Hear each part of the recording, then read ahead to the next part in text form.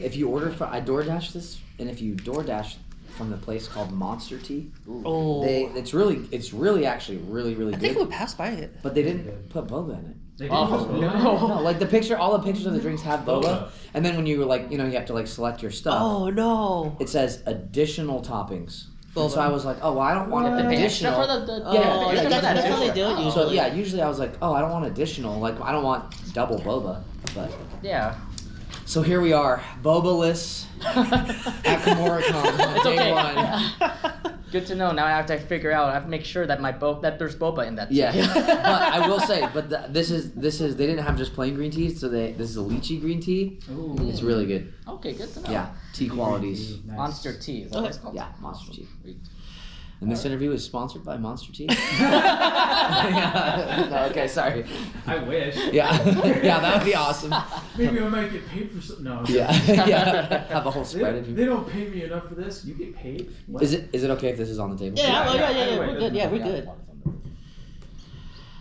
All right, so we'll get started. Hello everyone, welcome to our interview with Adam McArthur here at Kumoricon 2022. Welcome. Thank you so much. Thank you. So my first question is, while your live action in animation resume runs back as early as 2002, you've been recent to the dubbing scene, the anime dubbing scene, starting with, in 2020, with Yuji Itadori from Jujutsu Kaisen. Yeah. Was it easy or difficult to transition between non-Japanese animation live action work to something like Japanese animation work? Yeah, well, the other thing that you have to take into consideration with Jujutsu Kaisen specifically is we started recording in October of 2020. So we were mid-pandemic. No one was going into studios at the time. Everybody was recording from home studios, all that stuff. So the transition the thing that made it a hard transition into dubbing was first of all, my first anime ever booked was Jujutsu Kaisen. So stepping into a big thing, you know. Big leap. It's a big leap for sure. Yeah, but actors were engineers. We had to have we were wearing director hats. We were doing a lot of things that on top of the acting. So it made the transition to doing it a little bit difficult the first few episodes. And I think if I step back and look at the dub overall, going back the first couple of episodes, I think you can hear everyone kind of finding their footing, including the engineers, the director, all that stuff. Stuff shifts. It was directed a lot differently in episodes 1 and 2 and 3 than it was later on in the series. Yeah. So on our preview podcast, we were looking through some of the stuff that you were able to purchase for autographs, and we came along your list. Yeah. And one of the things that you're offering is a limited edition Itadori baseball jersey. Yeah. How did this idea come about of offering a baseball jersey to sell or to offer at cons? I think, okay, it kind of came from a lot of places. I just am always trying to think of new ways and things to have things on my table that I can have that people haven't seen at other places or from other actors, just to keep it fresh and cool.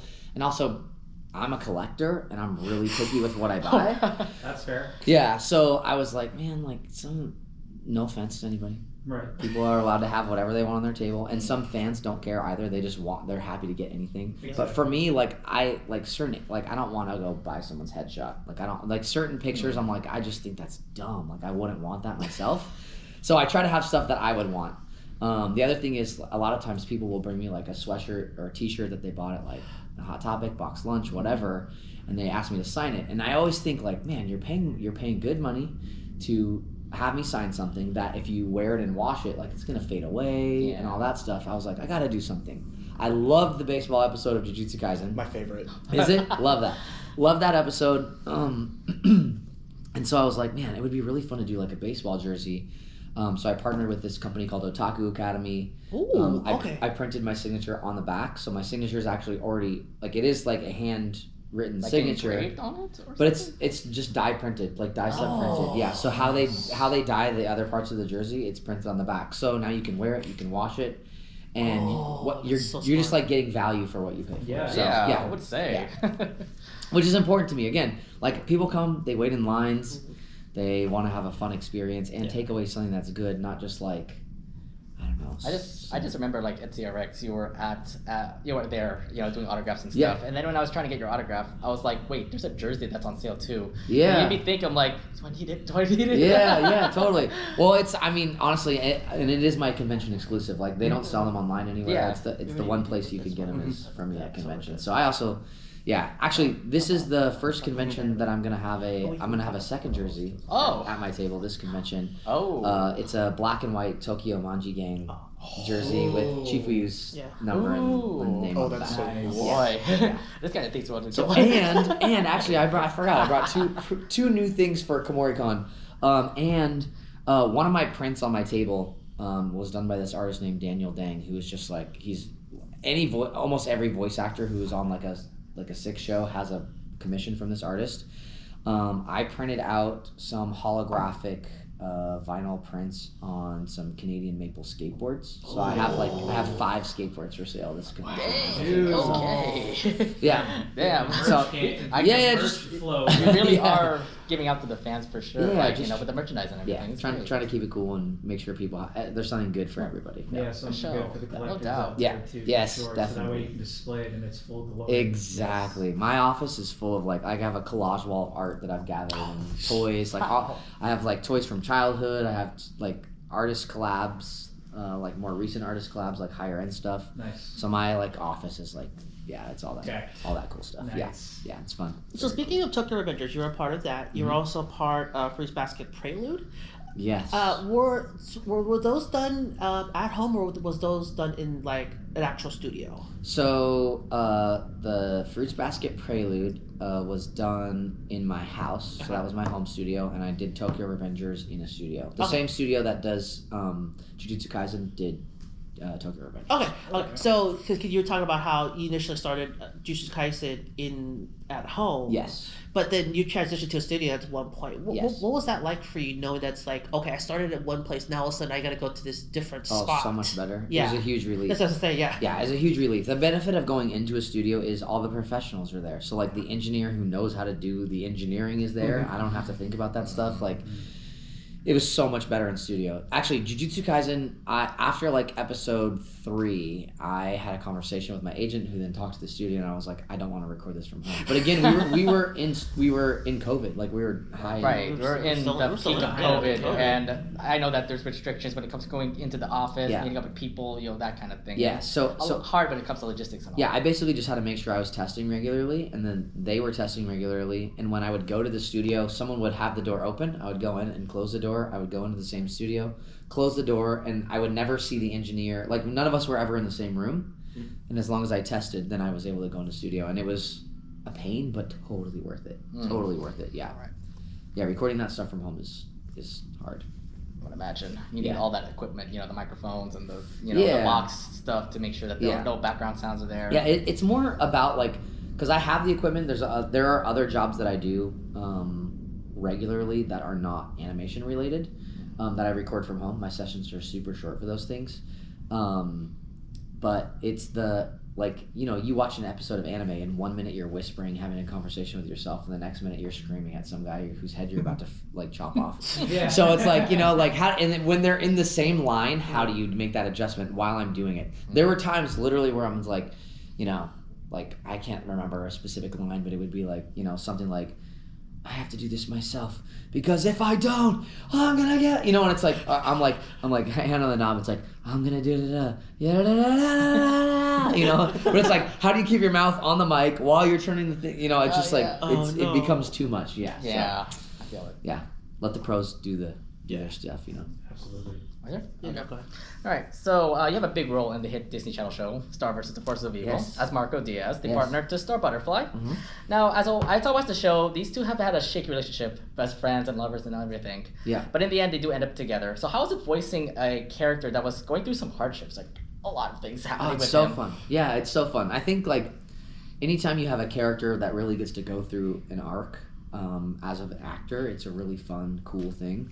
And what I loved, I always say too, having a good character is not a given. Sometimes we're on shows and it's just this sucks. This is not very good, So you still would that continue with happens. it, right? Yeah, that happens. So Star, Marco was a very unique male character. The show itself was really a super fun Disney, like being on a Disney show is like kind of a huge thing. Mm-hmm. The fact that it was so well received by the audience, and that I was just having fun, and also really liked it. Like, it's this sort of trifecta. I think I said 4 things. It was a quadfecta of amazingness, So say at least it's a fun environment. To be in there. Totally. So my whole entire experience on Star vs. the Forces of Evil was just awesome. It's awesome. Yeah. Cool. Yeah. Yes. Cool. So in Star Wars: The Clone Wars, you voiced a Mon Calamari Prince. Yeah. Are you a fan of Star Wars? I love Star Wars. Yeah. So my question is if you were in the Star Wars universe, what species would you be? Ooh, dang. How can I go against what I've already been cast as? All right. Yeah. But actually, sorry, I am a little chaotic when I answer questions like this because my mind always goes to the most random thing. But I'm like, maybe I should be a Gungan. That way I can make everybody like a Gungan instead of just having a Jar Jar? Jar Jar be the only voice of that species. You know what I'm saying? Which is a super lame. Right. It's super lame. But you know what? That's my answer. Awesome. Yeah. Gungans are awesome. Yeah. I'm the one dude out of the entirety of my friends that are just like, I like Jar Jar. Really? Who the hell are you to say that? That's I'm hilarious. offended by that. That's so funny. It's so funny, but I'm just like, I stand by it. I like Jar Jar. That's hilarious. That's funny. I think they try to make up for some stuff when he would appear in Clone Wars and stuff like that. So. Again, another Disney TVA question. So ever since Marco Diaz was your last time that you landed a huge role in Disney TVA, there have been other amazing hits that came out from Disney, like Amphibian, The Owl House. I've seen that you actually got back into voicing Disney TVA. I think you were in a role in Big City Greens. Yeah. I forgot that kid. It was like that one kid that was with.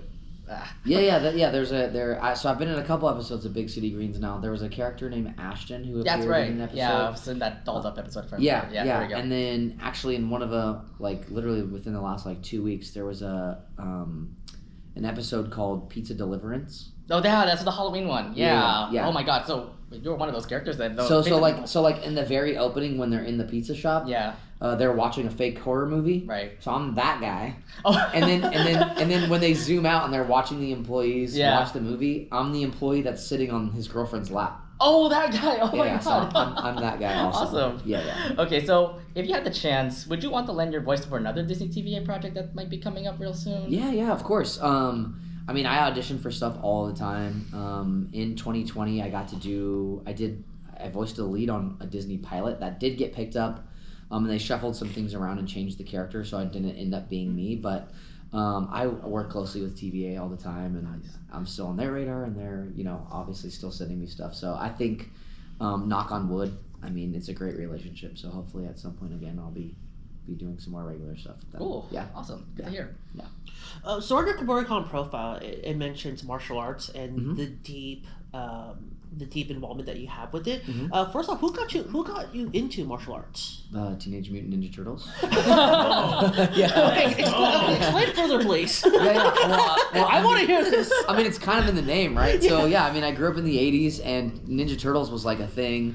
But that was also when Kung Fu movies started coming out. I'm talking old school, and there was a martial arts section at the local video rental shop, so I would always go and just get whatever I could. But my earliest memories are wanting an agent and wanting to do Kung Fu. So I don't know where it came from, but my parents said ever since you were 5, you would ask us for this. Wow. So who's your favorite Ninja Turtle? Oh man. It depends. This gave me a tough question on this one. Yeah, it is, but it depends on the iteration of turtles we're talking about. Because my favorite is 2003. Okay. Yeah. That's a WB Kids. That's right. Yeah. Just based on OG, we'll do OG 80s turtles. I love Mikey. Mikey's awesome. I really love Donnie also. But then I also now think about it in terms of that's the holy grail character to voice too. I'm man, at some point I would love to be a Ninja Turtle. Yeah, absolutely. So I'm who would I be? And I do feel vocally best fit might be Donnie. Yeah. Just because he's a little more kind of nerdy-ish. But I feel Mikey would be really fun. But I also think I would crush Leo. Yeah, Leo's and it would be different than what people have seen me do. It's in a way he is a little like Itadori, you know. So it would be Leo would be kind of a fun character. But disciplined, yeah. pretty much, But yeah, so martial arts has been a whole thing for me. I mean, literally like obsessed with Chinese martial arts. Yeah. Kung Fu. The school that I ended up learning from, the teacher is from China, but when he moved here, he saw how successful a lot of the Japanese martial arts schools were and the Taekwondo schools were, so he started training in a Japanese martial art and started doing Judo, and then got really, really high level Judo. His kids were national champions and stuff like that. So the same schools taught Kung Fu, traditional Northern and Southern Shaolin, as well as Judo. So I started with Kung Fu, and I was always pretty little. And so when I started, he was like, yeah, you're too small and weak, so we're going to put you in Judo also. And so, so I've been doing Kung Fu and Judo now for, guys, like 29 years or something like that. Oh, wow. Damn. Got it under your belt right there. Yeah, right? it's been a hot minute. So speaking of China, you actually were able to travel there to do martial arts, and you were able to learn from the local experts, and you actually performed out there as part of the PBS documentary. Yeah. What was that like? That was insane. Yeah, so I've actually gotten to go and host 2 documentaries in China about Chinese martial arts. The premise being, let's take somebody from the States who's not from a Chinese background to the birthplace of the martial art that they have always trained in the United States and see kind of like it through their eyes. And the first time I did it, I was like, oh, this is amazing. Total dream come true, once in a lifetime experience. And then when it came around the second time, same production company, same director, they just kind of wanted to do a slightly different version of it. I was like, wow, I'm having a once in a lifetime experience twice. So it just turned out it was amazing. One of the like the cool things the second time around was, instead of traveling to different places, training with different masters, I basically spent all my time at the Shaolin Temple. And so I stayed there, trained with the monks, and got to perform with some of the warrior monks in their like Shaolin Temple show for people coming to visit the temple. And they had never had someone who was not Chinese on stage, like performing with them. I got to do a lot of things that nobody has done prior to me doing it at the temple. Certain like meditation rooms that the only other person who had ever been in there was like Vladimir Putin, because China and Russia had that. There was like lots of weird stuff. I could go on. You guys, I have some crazy stories. So. Okay, so let me just tell you real quick. Okay, here we go. Let me just tell you real quick. So. What I was gonna say with that story was, one of the highlights was performing in their arena for their tourists, and having like all these like Chinese tourists in there, and you say Adam is Yadang in like Mandarin. That would be like the Mandarin version of Adam. Yeah. And so I was starting my form like in the middle of this thing. All the monks are lined up behind me, and I start doing some stuff, and the audience kind of goes quiet. And all of a sudden you hear this like one dude in the way back of the thing goes, Yadang, very good. And I was like, I will never forget this moment. Like, what an amazing moment. Yes. It was so cool. But the dead silence. Yeah, it was amazing. And then the crowd like went crazy and all this stuff. That's awesome. It was so cool. But this same trip, so those warrior monks, part of what this documentary was, besides me staying at Shaolin, was traveling around with the warrior monks to different locations where they were performing Kung Fu, like spreading Chinese culture throughout the world. So one of the places we went was Russia, and we went to Moscow, and they were performing in the Russian, it was like the Russian Military Music Festival. Mm-hmm. So what that is they bring army bands or military bands from other countries to Moscow, and they do a parade in Red Square, like right in front of the Kremlin, right in front of St. Peter's Basilica. And wait, is that what it is? St. Peter's Basilica or St. Basil's Cathedral? One of those. Oh yeah, it's one of those. I forget, but it's all right there in Red Square. They bring all these other countries' military. What did I just say? Not that the people who play the instruments, like the marching bands, like the people who play like the instruments in other countries' militaries came, and were doing a parade. The warrior monks from Shaolin were also going there, so we got to do it. I toured the Kremlin. I've been inside the Kremlin. Oh. And I was supposed to interview the patriarch of the Russian Orthodox Church, which is basically, he's an oligarch. He's basically the Russian Pope. Oh my God! It would be the equivalent of me being like, yeah, I'm interviewing the Pope next week. You'd be like, what the heck? So, but I'm interviewing this guy, Kirill, whatever's I forget the official term, but the oligarch Kirill is his name. So he came into the Kremlin, and it was this crazy thing. And in a moment, I had two like Russian Secret Service basically grab me by the arms. He found out I was from the United States. And he dragged me out, and I got kicked out of the Kremlin in Russia in the middle of Red Square by myself. Ooh. I was like, I'm gonna die. I bet that's terrifying. I was like, I'm gonna die. That's an epic. Yeah. Oh my god. I was like, I'm gonna die. That's a crazy story. Like, oh my god. Yeah. You're like literally right there getting chest pounding. I'm Yeah. sure. Yeah. And the production company that I was shooting this documentary with are from Northern California.